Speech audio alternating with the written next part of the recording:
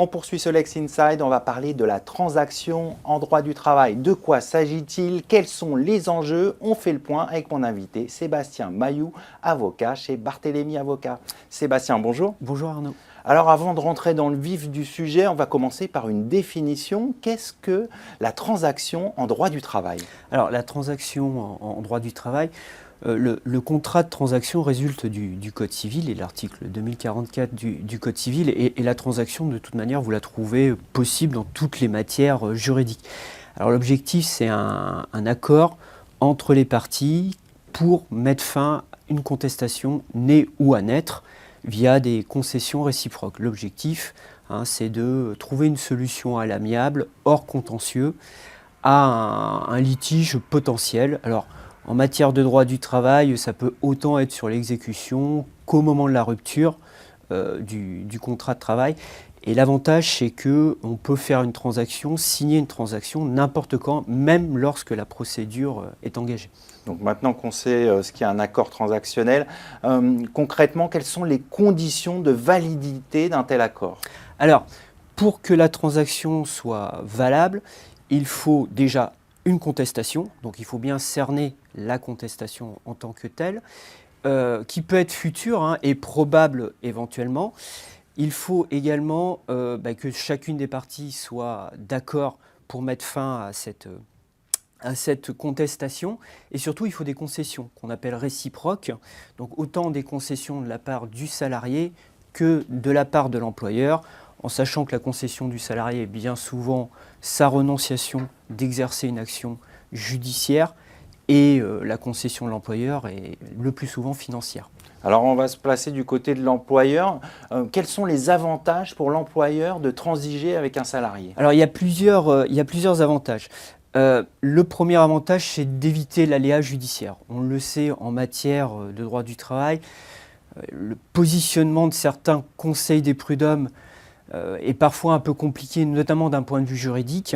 Et on sait qu'il y a toujours un consensus au sein du conseil des prud'hommes qui peut être ou pas favorable à l'employeur, mais on a toujours des doutes. Donc ça évite cet aléa judiciaire. Deuxième élément, le temps judiciaire est long.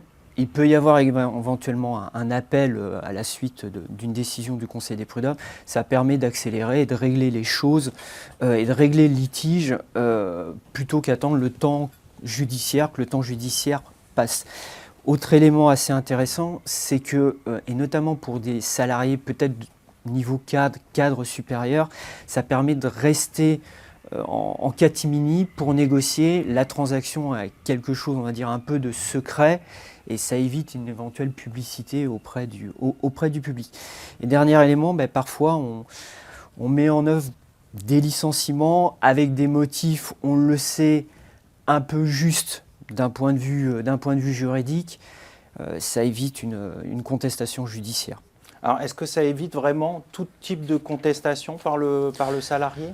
Alors, ça dépend du type de contestation. On sait qu'en matière de problématiques de harcèlement, notamment moral ou sexuel, et surtout sexuel, les salariés quand le harcèlement est manifestement avéré, les salariés ont moins tendance à transiger, alors que les employeurs auraient plutôt tendance à vouloir transiger.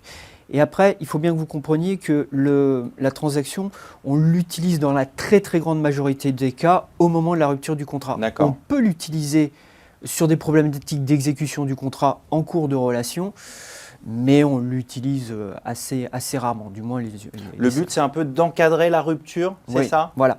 L'objectif, c'est de sécuriser plutôt la rupture. Pourquoi? Parce qu'on le sait, la transaction a un effet assez intéressant à la fois pour l'employeur et pour les salariés. Elle a l'autorité de la chose jugée. Donc, en signant, les parties s'accordent pour qu'aucune des deux, on va dire, porte le litige devant un juge, et surtout le salarié. Pour le salarié, c'est quoi l'intérêt au-delà de ce que vous venez d'exposer? Pour le salarié, l'avantage, là encore, c'est que il y a des aléas du judiciaire, il y a un temps judiciaire, et certains salariés ont besoin d'argent, on va dire, assez rapidement. Le temps d'attendre une condamnation par le Conseil des prud'hommes qui peut intervenir 1 an et demi, 2 ans, et si un appel derrière, vous rajoutez 2 ans et demi, voire 3 ans selon les cours d'appel, ben là, le salarié a une indemnité transactionnelle immédiate et tout de suite de la part de l'employeur. Autre avantage, c'est que, alors hormis si ça dépasse certaines limites, c'est que cette indemnité transactionnelle n'est pas imposée. D'accord. Comment elle est calculée pour Alors, comprendre l'indemnité transactionnelle, c'est une négociation. Hein, alors, souvent, la négociation se fait entre conseil salarié avocat, salarié employeur. C'est pas obligé, mais pour un salarié, c'est quand même beaucoup plus intéressant, c'est beaucoup plus confortable. Alors, comment on la calcule? C'est très simple. Alors, bon, de chaque côté, on évalue nécessairement les risques, mais on a le barème Macron et on se fonde sur le barème Macron qui délimite l'indemnité de licenciement sans cause réelle et sérieuse. Alors, comme il y a un plafond et un plancher, l'avocat salarié va avoir tendance plutôt à toucher au plafond. Nous, avocats employeurs, on est plutôt au plancher et on essaye d'arriver à quelque chose de cohérent des deux côtés. Et une fois que c'est signé, est-ce qu'on peut revenir en arrière? Est-ce que le salarié peut essayer de réclamer autre chose, une indemnité plus conséquente ou c'est fini? Ça dépend comment la transaction est rédigée. Globalement, le salarié, par rapport à son litige, au litige qu'on a transigé, le salarié ne peut plus revenir en arrière. Alors, hormis éventuellement accord de l'employeur qui permettrait de remettre en cause la transaction, mais ça n'arrive jamais. Normalement, on encadre les effets de la transaction et normalement, ces effets de la transaction sont limités, on va dire, au litige.